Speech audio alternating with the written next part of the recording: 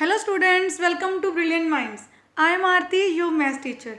आज हम स्टार्ट करेंगे अपनी एक्सरसाइज 8C क्वेश्चन नंबर 6 से। लास्ट वीडियो में हमने क्वेश्चन नंबर 1 to 5 8C के ऑलरेडी कंप्लीट कर लिए हैं।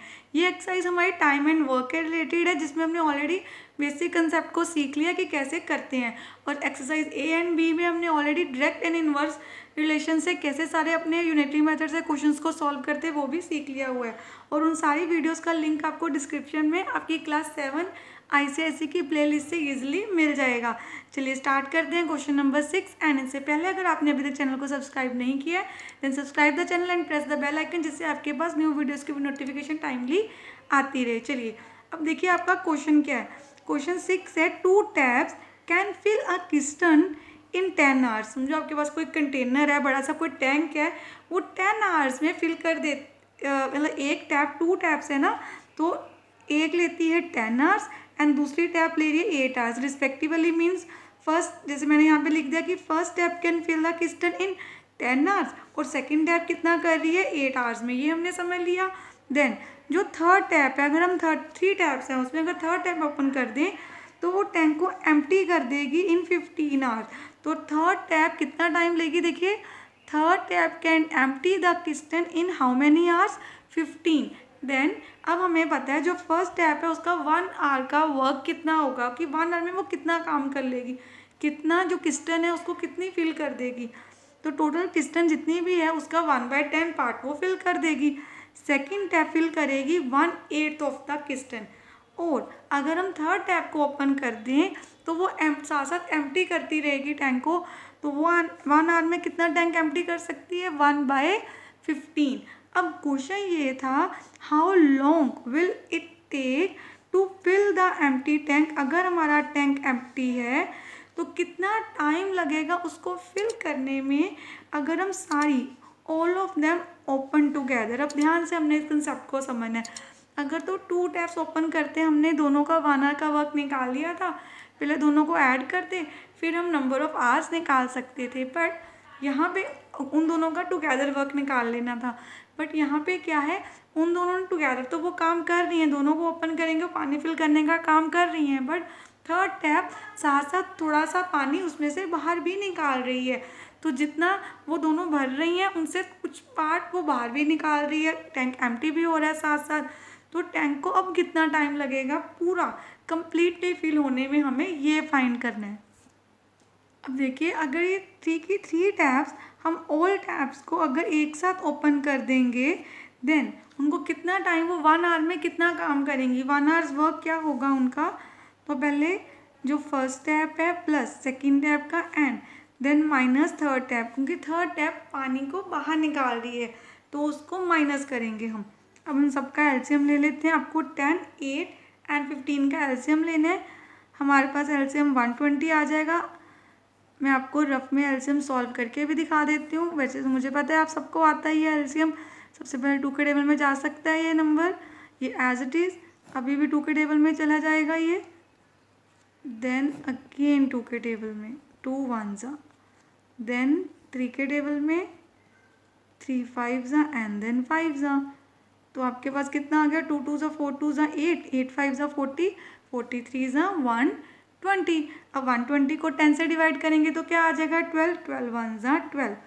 120 को 8 से डिवाइड करेंगे 15 15 1s 15। 15 को करेंगे जब हम 120 को 15 के साथ डिवाइड तो हमारे पास आ जाएगा 8। चलिए हम इन दोनों को ऐड कर लेते हैं। देन अब इसमें से हमें क्या कर देना है 8 को सब्ट्रैक्ट, तो हमारा आंसर आ गया 19/120। अब हमें क्या निकालना है टाइम, कितने टाइम में वो किस्टन फिल हो जाएगी। तो वो टोटल टाइम क्या आएगा हमारे पास जिसमें किस्टन फिल हो जाएगी। आपको पता है हमें क्या करना होता है, जो भी हमारा आंसर आए उसको 1 से क्या कर देना होता है divide, 1 divide by 1 hours work. और मैंने आपको पहले भी कंसेप्ट समझाया था, फ्रैक्शंस को डिवाइड करते नहीं है तो सिंपली हमें इसको क्या करना होता है रेसिप्रोकल। तो आपका आंसर आ गया। आप सीधा भी रेसिप्रोकल करके लिख सकते हैं 120/19 आवर्स। और चाहो तो आप इसको मिक्स फ्रैक्शन में भी लिख सकते हो, वो क्या आ जाएगा 6/19 आवर्स। मतलब 6 आवर्स तो पूरे हैं, 6/19, उसमें से बाकी के कुछ मिनट्स हैं। तो इतने आवर्स में आपका जो टैंक है वो पूरा, जो किस्टन है हमारी वो पूरी क्या हो जाएगी, fill. Question number 7, Mohit can complete a work in 50 days. तुमने लिख दिया Mohit can complete a work in 50 days and Anuj कितने में करता है, हमें बताया हुआ है Anuj can complete the work in 40 days. हमें फर्स्ट पार्ट में क्या निकालना है, work done by Mohit in 20 days. पहले 1 डे के लिए निकालना पड़ेगा, तो हमने लिखा मोहित 1 डे वर्क क्या हो जाएगा, 1/50, क्योंकि टोटल 50 डेज में वर्क हो रहा है। एंड अनुज का 1 डे वर्क क्या हो जाएगा, 1/40। अब आप देखिए, अगर हमें मोहित का 1 डे वर्क पता है दैट इज़ 1/50, हमें 20 डेज के लिए निकालना है, तो हम 20 से क्या कर देंगे, मल्टीप्लाई। 1 डे का वर्क 1/50 है और 20 डेज का क्या होगा, 1/50 इंटू 20, 0 0 कट गया, हमारा आंसर आ गया 2/5। फर्स्ट पार्ट का आंसर आ गया, ये आ गया मोहित का 20 डेज का वर्क। अब देखिए हमें सेकेंड पार्ट में क्या फाइंड करना है, work left after Mohit has worked on it for 20 days. अगर मोहित ने 20 डेज के लिए वर्क कर लिया है तो हमें बताना है कितना वर्क लेफ्ट रह गया। टोटल मैंने आपको बताया था होल क्या होता है 1, मोहित ने 20 डेज में कितना वर्क किया है 2/5, तो हम 1 में से 2/5 को क्या कर देते हैं, सब्ट्रैक्ट।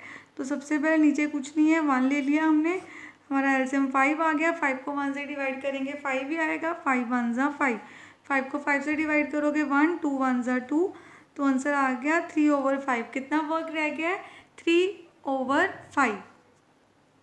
हमें थर्ड पार्ट में क्या फाइंड करना है, time taken by Anuj to complete the remaining work. अब देखिए सबसे पहले अनुज 1 डे में कितना वर्क कर रहा है, इतना। हमारे पास अब कितना वर्क रह गया है, 3/5। उसने ये वर्क कितने डेज में कंप्लीट करना है, हमें ये निकालना है ध्यान से।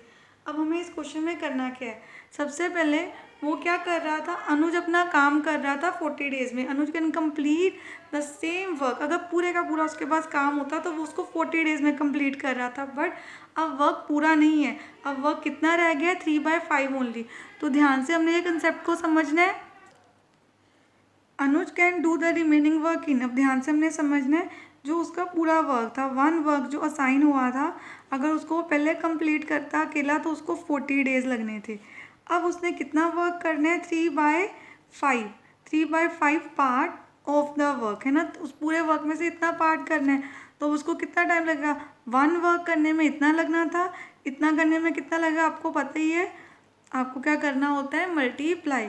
तो 5 1 ज़ा 5 8 ज़ा 8 3 ज़ा 24, उसको ये काम करने में कितने डेज लगेंगे, 24 डेज। अकेले को जितना काम रह गया 3/5 part of the work, Anuj can complete that work in 24 days. I hope आपको ये क्वेश्चन में अच्छे से समझ आ गया। चलिए अब करते हैं next question. Question number 8, Joseph and Peter can complete a work in 20 and 24 hours. इतने में वर्क कंप्लीट कर लेंगे। हमें फर्स्ट फाइंड करना है work done by both together in 4 hours के, दोनों 4 आवर्स में कितना कर लेंगे, वर्क डन आफ्टर बोथ, अगर उन्होंने 4 आवर्स के लिए काम कर लिया कितना वर्क रह गया, and then time taken by Peter to complete the remaining work, और बचा हुआ काम अगर अकेले पीटर को करना पड़े वो कितने टाइम में कर पाएगा, हमें ये फाइंड करना है क्वेश्चन नंबर 8 में। वेरी इंटरेस्टिंग क्वेश्चन और सिंपल सा ही है, हम जल्दी जल्दी कर लेंगे इसको कवर। अब यहाँ पे देखिए Joseph can do the work in 12 hours and Peter करता है 24 में, तो जोसेफ का 1 आवर का कितना हो जाएगा, 1/20, 1/20 पार्ट कर लेगा पूरे वर्क का, और ये 1/25। अब हमें दोनों का ही निकालना है टुगेदर, तो हम लिख लेते हैं बोथ 1 आवर्स वर्क, दोनों मिलके 1 आवर में कितना काम करेंगे, 1/20 प्लस 1/25। हमने एलसीएम लिया इसका, तो हमारे पास आ गया यहाँ पे 100 को 20 से डिवाइड करेंगे तो 5, और यहाँ पे आ जाएगा 4। आपका आंसर आ गया 9/100। ये आ गया दोनों का 1 आवर्स वर्क। अब हमें क्या निकालना था क्वेश्चन में, हमें निकालना था 4 आवर वर्क, तो हम लिख देते हैं पार्ट 1 बोथ 4 आवर्स वर्क, क्योंकि 1 आवर का हमारे पास आ गया तो हम 4 आवर्स का निकाल सकते हैं सिंपली 4 से मल्टीप्लाई करके। तो यहाँ पे कटिंग हो सकती है, 4 1 ज़ा, यहाँ पे 100 था हमारे पास, तो 4 1 ज़ा 4, 25 ज़ा, तो आपका आंसर आ गया 9/100। 25। अब देखिए हमें पार्ट 2 में वर्क लेफ्ट निकालना है, तो हमने लिख दिया यहाँ पे वर्क लेफ्ट। अब देखिए सबसे पहले टोटल वर्क कितना होता है 1, उनमें से कितना वर्क हो गया है 4 आवर्स में इतना, क्योंकि उन्होंने पूछा भी हमसे यही था कि आपको क्या फाइंड करना है, work left after both work together for 4 hours. अगर उन्होंने 4 आवर्स के लिए काम कर लिया उसके बाद कितना वर्क रह गया, तो सेम हमें यहाँ पे क्या ले लेना है, हम ले लेते हैं एलसीएम। नीचे 125 हमारा एलसीएम आ गया। 25 को जब हम 1 से करेंगे तो 25 भी आ जाएगा और यहाँ पे आ गया 9, तो सॉल्व करके आ गया 16/25। ये रह गया वर्क लेफ्ट। अब देखिए हमें क्या फाइंड करना है, time taken by Peter to complete the remaining work. अब सबसे पहले देखिए पीटर को कितना टाइम लग रहा था, 25 आवर्स लग रहे थे अकेले को काम करने में। हमें बताना है रिमेनिंग वर्क वो कितनी देर में कंप्लीट कर लेगा। तो जैसे हमने लास्ट क्वेश्चन में किया था हमें सेम ऐसे ही करना है। तो हमें क्या करना है 25 × 16/25, ये कट के हमारे पास आ गया आंसर 16 आवर्स। हमने कंसेप्ट अच्छे से समझा भी हुआ है कि उसको 1 वर्क करने में 25 आवर्स लगने थे। 16/25 पार्ट ऑफ द वर्क करने के लिए कितना टाइम लगेगा, 25 से इसको कर देते हैं मल्टीप्लाई, ये कटिंग हो गई, तो 16 आवर्स आपका क्या आ गया आंसर, कि पीटर को कितना टाइम लगेगा 16 आवर्स लगेंगे बाकी का जो वर्क रह गया उसको कंप्लीट करने में। Question number 9, A is able to complete 1/3 of a certain work in 10 hours and B is able to complete 2/5 of the same work in 12 hours. It means जैसे हमने सारे क्वेश्चंस किए 1 to 8, उसमें हमें ये बताया होता था कि पूरा वर्क है वो इतने टाइम में हो जाएगा। अब इसमें पूरा वर्क नहीं बताया, इसमें हमें बताया कि 1/3 ऑफ अ सर्टेन वर्क कितने टाइम में होगा एंड 2/5 कितने टाइम में होगा। पहले तो हमें पूरा वर्क कितने टाइम में होगा वो फाइंड करना होगा। अब देखिए A can do 1/3 of the work in 10 hours, तो ए कैन डू 1 जो होल वर्क है उसको हम फुल लिखते हैं, फुल वर्क इन कितने टाइम में कर पाएगा 10। अब यहाँ पे आपको कंसेप्ट पता है जो हम यूनिट में सीखा हुआ है, यूनिटरी मेथड में हमने क्या सीखा था कि सपोज हमें ये क्या दिया है, ए कैन डू दिस, इतना वो 10 आवर्स में करेगा। अगर हमें कंप्लीट वर्क, कंप्लीट क्या होता है हमारा पूरा 1 वर्क, तो 1 के लिए अगर हमें निकालना है तो हम क्या करते हैं डिवाइड, तो इसको इससे क्या कर देंगे आके डिवाइड, देन ये रेसिप्रोकल हो जाएगा तो हमारे पास आ जाएगा 30 आवर्स। और अगर हम कंसेप्ट से समझे तब भी हमें समझ आ जाएगा हमें एक्चुअली में क्या करना था कि पूरे वर्क का 1/3 पार्ट अगर 10 आवर्स में हो रहा है तो पूरे का पूरा 1 वर्क ज़्यादा टाइम में होगा, तो हमारा आंसर भी 30 आवर्स आ गया है। इसलिए ये फ्रैक्शन थी तो पहले डिवाइड करें जिससे वो रेसिप्रोकल हो जाएगी। ऐसे ही हमें बी के लिए भी करना है।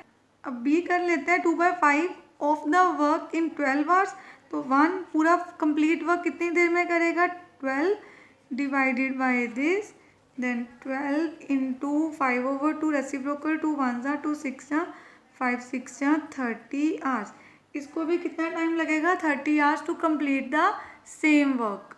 अब देखिए question, how much work can A do in 1 hour and second part है how much work can B do in 1 hour, तो दोनों का 1 आवर वर्क हमें निकालना।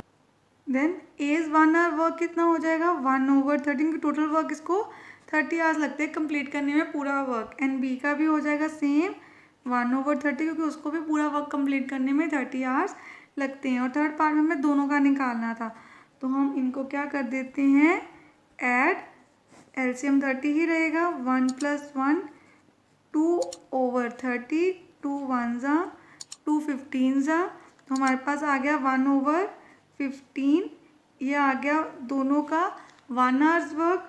और हमें टोटल टाइम निकालना है कितना टाइम वो लेंगे to complete the whole work, तो हमने क्या समझा था इसी को आपको कर देना होता है रेसिप्रोकल, तो आपका आंसर आ गया 15 आवर्स। क्वेश्चन नंबर 10, शहीद can prepare a wooden chair in 3 days and chef can say, वो जो सेम चेयर है प्रिपेयर कर लेता है इन 4 days में। If they work together in how many days will they prepare 1 chair, 1 chair कितने day में कंप्लीट करेंगे। जो फर्स्ट पर्सन है शहीद वो 3 डेज़ ले रहा है एंड सेकंड पर्सन ले रहा है 4 डेज़। हमें बताना है कि अगर वो इकट्ठे मिलके काम करें तो वो 1 चेयर कितने टाइम में कंप्लीट कर लेंगे एंड 14 चेयर्स वैसे ही सेम 14 चेयर्स को कितना टाइम लगाएंगे जब वो टुगेदर वर्क कर रहे हैं। तो सबसे पहले हमने लिख लिया शहीद can do the work in 3 days and chef can do the work in 4 days. शहीद का 1 डे वर्क कितना आ जाएगा 1/3 और शेफ का 1/4। बोथ टुगेदर दे कितने में कर लेंगे 1/3 प्लस 1/4। हमने एलसीएम ले लिया यहाँ पे 12 को 3 से डिवाइड किया 4 और यहाँ पे आ गया हमारा प्लस करके 7/12।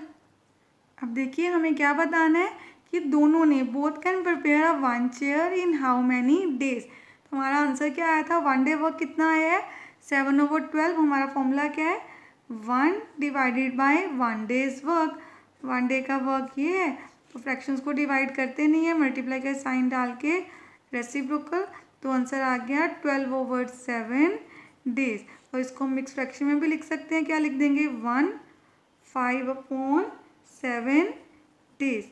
इतने टाइम में वो दोनों अपना वर्क क्या कर लेंगे कंप्लीट, 1 चेयर को बना देंगे।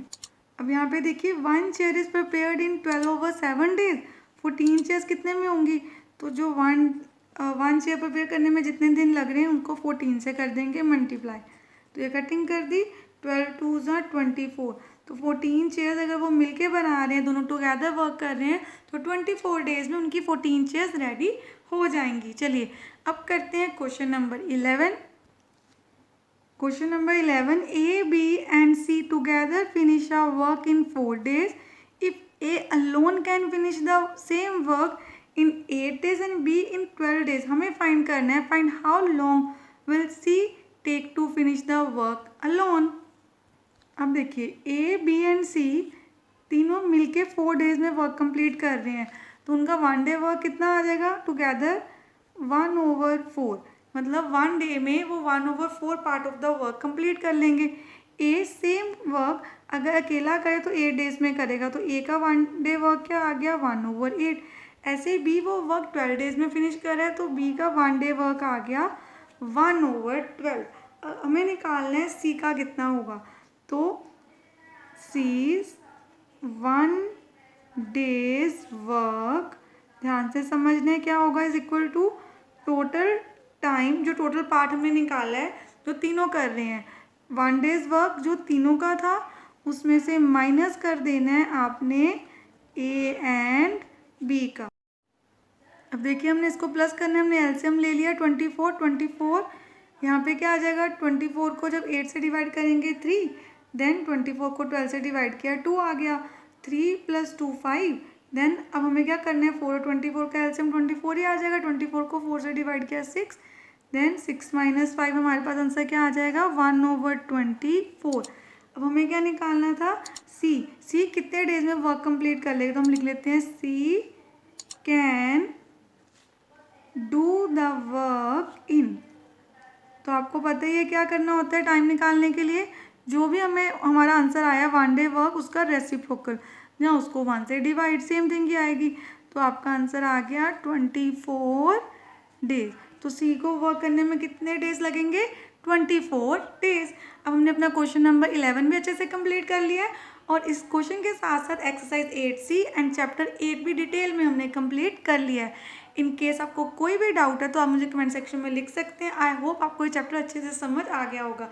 अगर आपको वीडियो अच्छी लगी है तो please like share and subscribe and press the bell icon, जिससे आपके पास न्यू वीडियोज़ की भी नोटिफिकेशन टाइमली आती रहे। Thank you for watching.